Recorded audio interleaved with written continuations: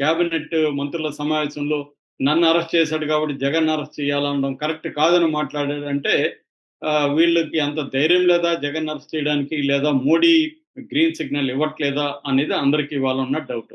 ఈ నేపథ్యంలో ఇప్పుడు కొత్తగా ఒక విషయం బయటకొస్తుంది. అదేంటంటే పవన్ కళ్యాణ్ ఎందుకు సైలెంట్‌గా ఉన్నాడు? మామూలుగా పవన్ కళ్యాణ్ మనకు గాని చూస్తే అంతకుముందు జగన్ నిన్ను నీ అంతు చూస్తాను, నిన్ను అధఃపాతాళానికి తొక్కేస్తాను, అలా తొక్కేయకపోతే నా పేరు పవన్ కళ్యాణే కాదు, నా పార్టీ జనసేన కాదని సినిమాటిక్ వీరోచితమైన డైలాగ్స్ అనేక చోట్ల ఇచ్చాడు.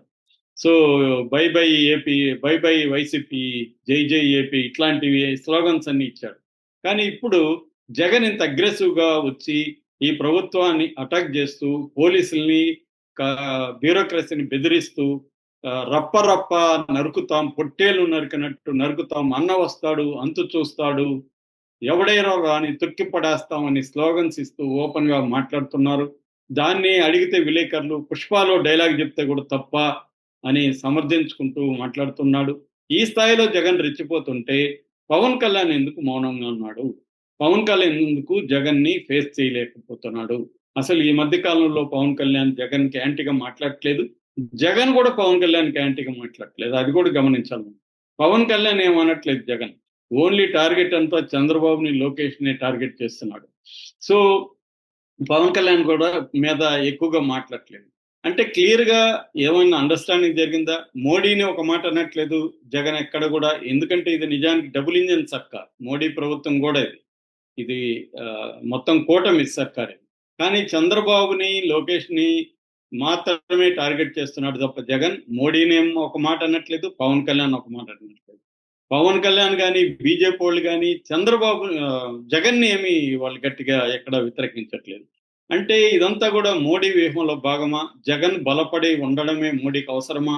లేకపోతే చంద్రబాబు బలపడతాడు. చంద్రబాబు బలపడితే ఇటు మోడీకి నష్టము, ఇటు పవన్ కళ్యాణ్‌కి కూడా నష్టం. చంద్రబాబు వీక్‌గా ఉంటేనే పవన్ కళ్యాణ్ మీద చంద్రబాబు డిపెండ్ అయ్యే అవకాశం ఉంటది. ఎప్పుడైతే చంద్రబాబు బలపడి మనకే 135 సీట్లొచ్చాయి గదా! పవన్ కళ్యాణ్ మనం ఎందుకు కేర్ చేయాలని చంద్రబాబు అనుకుంటే, పవన్ కళ్యాణ్ చూపులో పడతాడు. ఎందుకంటే పవన్ కళ్యాణ్ సొంతంగా ఆయన ఇప్పటివరకు గెలవలేకపోయాడు. ఆయన కూడా ఓడిపోయాడు స్వయంగా. 10 ఏళ్ళు పార్టీ పెట్టి ఒక ఎమ్మెల్యేని కూడా పంపించుకోలేకపోయాడు. గెలిచిన ఏకైక ఎమ్మెల్యే కూడా వైసీపీలోకెళ్ళిపోయాడు. అటువంటి ఒక వీక్ కండిషన్‌లో పవన్ కళ్యాణ్ ఉన్నాడు. చంద్రబాబు లేకపోతే పవన్ కళ్యాణ్ అసలు అసెంబ్లీకి అడుగుపెట్టుంటాడో లేదా డౌట్ వచ్చే పరిస్థితి అయితే ఉంది. అలాంటి పరిస్థితి ఇప్పుడు గాని చంద్రబాబుకి బలం పెంచితే, జగన్‌ని బలహీనం చేస్తే చంద్రబాబు ఆటోమేటిక్‌గా బలపడతాడు. ఇది జరిగితే ఇటు పవన్ కళ్యాణ్‌కి, అటు మోడీకి కూడా ఇబ్బంది. మోడీకి వచ్చే లాభం ఏముంది చంద్రబాబు బలపడితే? చంద్రబాబు వీక్‌గా ఉంటేనే మోడీకి కూడా కంట్రోల్‌లో చంద్రబాబు ఉంటాడు. ఎందుకంటే సెంట్రల్ గవర్నమెంట్‌లో చంద్రబాబు మీద ఆధారపడిన ప్రభుత్వం ఉంది. స్టేట్‌లో చంద్రబాబు వీక్‌గా ఉంటేనే అక్కడ కూడా తన మాటే చెల్లుతుంది. చంద్రబాబు బలపడే కొద్దీ డిమాండ్స్ కూడా పెరిగే అవకాశం ఉంది. మోడీని కూడా ఇండైరెక్ట్‌గా బ్లాక్‌మెయిల్ చేయగలడు. ఎందుకంటే చంద్రబాబు డిపెండబుల్ ఫ్రెండ్ కాదు. గతంలో కూడా తన వైపు ఉండి మళ్ళీ కాంగ్రెస్ వైపు వెళ్ళిపోయిన సందర్భం అందరికి తెలుసు. అందుకని మోడీ గాని, అమిత్ షా గాని చంద్రబాబుని కంట్రోల్‌లో పెట్టుకోవాలంటే జగన్‌ని కొంత వదలాలి.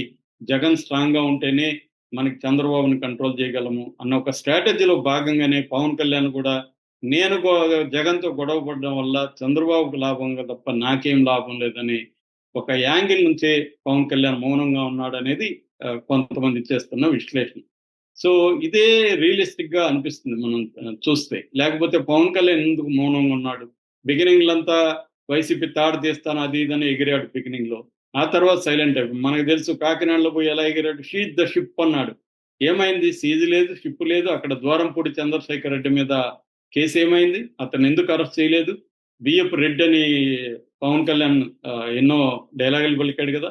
కాబట్టి పవన్ కళ్యాణ్, మోడీ ఒక వ్యూహాత్మకంగానే వ్యవహరిస్తున్నారు. ఇది అర్థం చేసుకునే జగన్ రెచ్చిపోతున్నాడు అనేది ఇవాళ వినిపిస్తున్న మాట.